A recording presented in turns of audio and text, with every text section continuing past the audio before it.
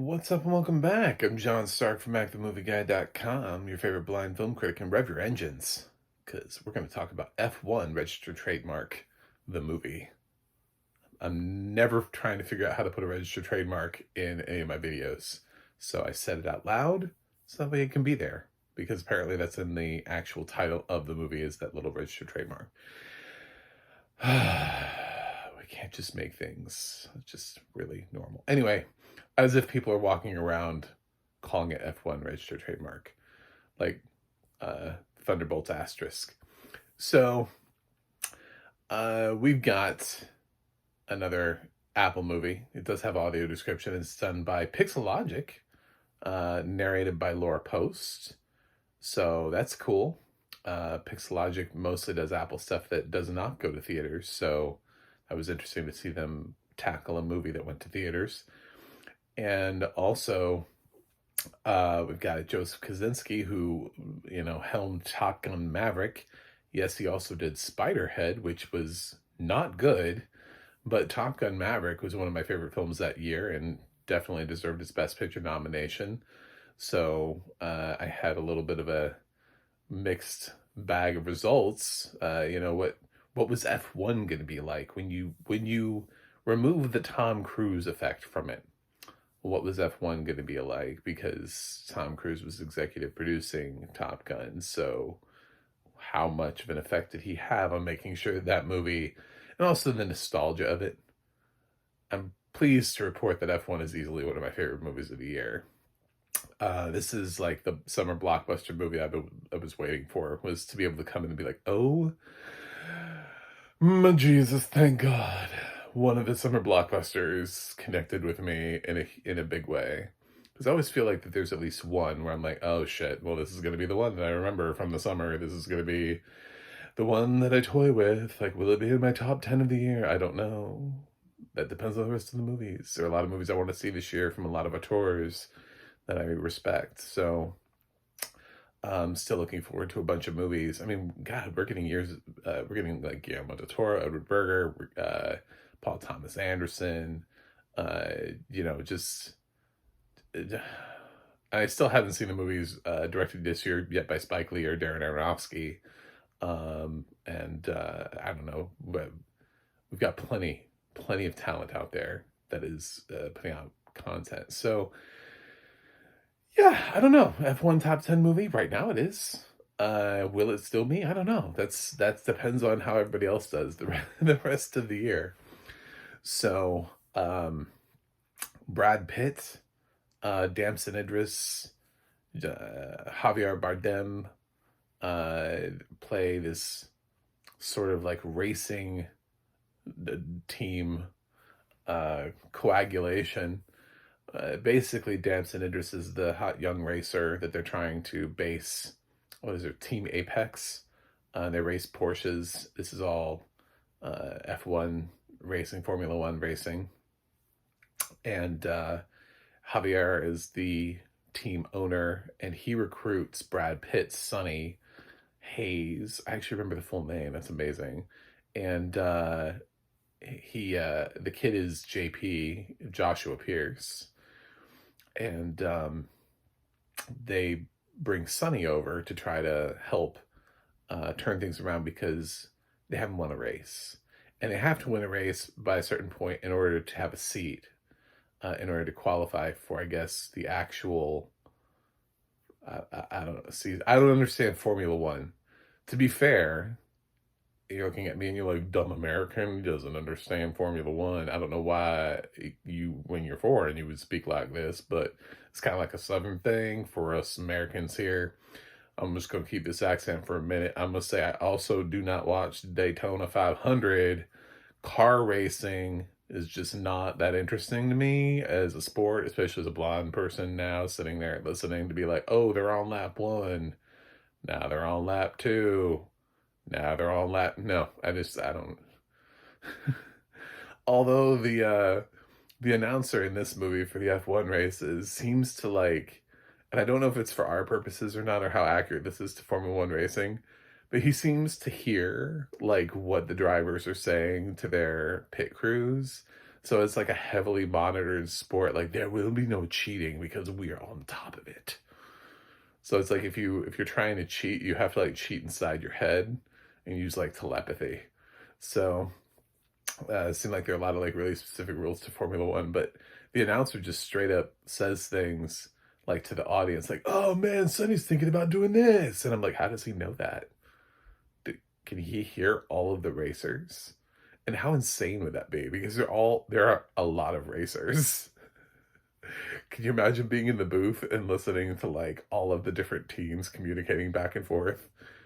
So I don't know if that's like movie magic and it just like worked out for the script purposes, but if that's real, my God, whoever has that job needs a raise. I don't even know what they earn, but whoever has to listen to like 100 drivers and try to figure out if there's anything interesting for the announcer to say, it's just so yeah, we've got it's pretty typical. Yeah, it's you know, old guy comes in, teaches the new guy, they butt heads. It is like every other critic who's ever reviewed this thus far has been right about what it is, but there's also something about doing it well and somehow making it feel fresh. Somehow making it feel like this thing that you've seen before 100 times, you haven't seen before. And there's a gift here that Joseph Kosinski has in his direction and his style that he captures with this cast that actually feels like that. Carrie Condon coming in here, playing sort of like a love interest, but she's about as much of a love interest as Jennifer Connelly was in Top Gun Maverick. Like that, she's not that distracting to the plot. She's much more like a side character that is not given as much thought. It's really about Sonny. It's being on that track. He's on both a redemption tour, but he's also there for a purpose. You know, he wasn't called back because F1 was, because Formula One racing was looking for him to, you know, regain his stardom and his redemption arc. He's there to help JP become the best racer he can be. It just takes him a little bit of time to realize that. It also takes JP a little bit of time to realize that perhaps Sonny does have something to offer instead of just seeing him as a washed up, useless bag of bones that drives fast and furious.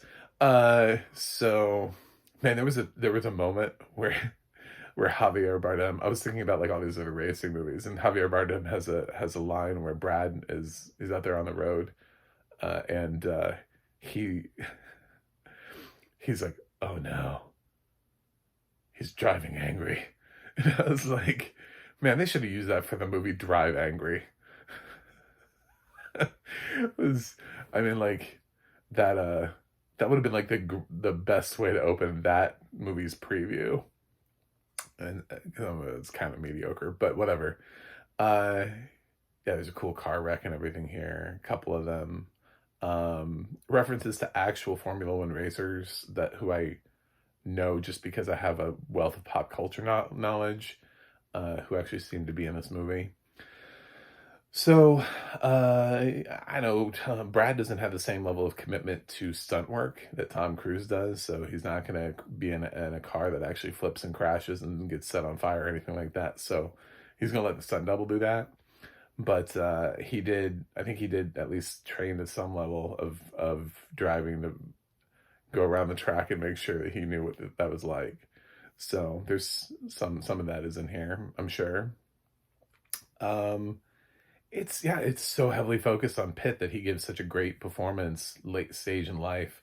It's so weird. I feel so old because I remember when he was young and hot and everybody was like, "Oh my God, Brad Pitt. Oh my God. Oh my God." And there's still a little bit of that here. Like JP's mom is like, hmm. Like she sees him and she's like, hmm. So, I mean, he's still Brad Pitt. He's just an older Brad Pitt. But so yeah, there's still some thirst for the Pit Man, but and his pit crew. It's interesting his name is Pit and there's also a pit crew. It just feels like this movie was meant to be. So yeah, I mean, I thought everything was great. The sound design is amazing. The score doesn't get as much time to shine because it's mostly the sound design. It's interesting when you get into the race, you're really thinking about the sound design more than you are the score that's helping to shape the moments. But yeah, you really do feel like this is amazing. Like this is, but I think Kosinski did such excellent work with Maverick. And I mean, everybody was talking about the cinematography and how he actually like attached cameras to planes, and then he didn't get a best cinematography nomination. So I mean, like that would be like if this movie didn't get best sound, you'd be like, what the fuck just happened to our lives? This feels like an easy best sound nomination, but at the same time, it also feels like people don't understand Joseph Kosinski at the Oscars, and they nominate it for everything but the one thing that it should be nominated for. So it could probably be snubbed for sound and get nominated for like editing, because racing dramas also end up in editing a lot. But this has a shot at some Oscar nominations. I don't think it's going to get a picture nomination unless our year is really weak, really weak. Like. But from what I'm seeing coming out, there are at least some people who like these movies coming out of the festivals, so I think we have some contenders. Um, so I don't think it's gonna be there, but I think if there's a package for F1 at the Oscars, it's sound and editing, and that's what Apple needs to push: sound and editing, sound and editing. I don't think you're gonna get a score nomination out of this. I just don't. Visual effects, let's be honest. Let's just be honest. You're going to make the short list, but you're not going to make the actual final five. It's never going to happen for you. I'm sorry. It's just not. The time flew by. Like I was watching this and it was like 45 minutes into it and it felt like it just started. But I didn't even feel like 45 minutes had passed. It felt like it was like maybe 20. And I was like, oh my God, the pacing here is amazing. And you don't realize it at all, because once you get in a race, you're like white knuckling it anyway, and that race could be like 30 minutes long, and you're like, wow, that race was over, man. It was at like 15. Oh my God, it was like 30 minutes. So yeah, excellent use of time, because I didn't feel like time was passing. If anything, you feel like anytime they're off the racetrack, you're like, get back on the racetrack, but those are the kind of things that help shape the characters, that help show us, that help develop and show Sonny sort of making changes in his life that will help the team, and also JP making changes that'll help the team. So yeah, I like this movie a lot, man. I did. I'm a big fan of F1, probably more so than a lot of other people will be this year. I think Bruckheimer produced this. I think this is also a Bruckheimer production. Apple, it's their biggest theatrical release to date. And it really shows that it pays off, that if you just go for it. I know it probably didn't make as much money as like somebody would have loved for them, but for Apple, this is huge. I mean, it's be like if A24 made a movie and it made like $150 million. That's big for A24, like to them, that's huge. Even if you feel like, well, that movie could have made more, it's like, well, that's an A24 movie. Yeah. So, yeah, it's all perspective. So I think people at Apple are really happy about F1 and ready to celebrate it with everybody. I love this movie. I thought it was great. I'm really excited about it. And if it's in my top 10 or broader, like sort of like top 25, I think it's definitely top 25. I don't think I'm going to see that many movies this year that are going to knock F1 completely out of the list. But yeah, I love this movie. So I'm going pretty high here. Audio description was excellent. The film is excellent. Brad Pitt's great in this. Joseph Kosinski's direction, while it's very akin to what he did with Top Gun Maverick, it works really well here. And if he has found his shtick, it's going to work for him a little bit in the beginning, much like it did with Michael Bay. Yes, it did. I know there are fans out there who are like, no, we always had. No, you didn't. Okay, so flashback to like Bad Boys and The Rock. No, we did not always hate Michael Bay. There was a time when his shtick, hadn't worn on people yet, and people were like, wow, these movies are really great. It wasn't until like the 5th Transformers movie that people were like, kill me. So, F1, yeah, Kosinski's got a while to go before his shtick wears thin. Certainly not on this movie. So I'm giving it an 8.9 out of 10.